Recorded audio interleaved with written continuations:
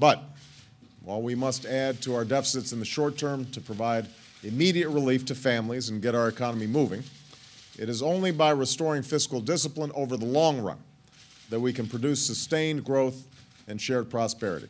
And that is precisely the purpose of the budget I'm submitting to Congress today. In keeping with my commitment to make our government more open and transparent, this budget is an honest accounting of where we are and where we intend to go. For too long, our budget has not told the whole truth about how precious tax dollars are spent. Large sums have been left off the books, including the true cost of fighting in Iraq and Afghanistan. And that kind of dishonest accounting is not how you run your family budgets at home. It's not how your government should run its budgets either. We need to be honest with ourselves about what costs are being racked up, because that's how we'll come to grips with the hard choices that lie ahead. And there are some hard choices that lie ahead.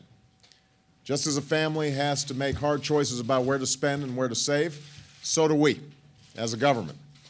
You know, there are times where you can afford to redecorate your house, and there are times where you need to focus on rebuilding its foundation. Today, we have to focus on foundations.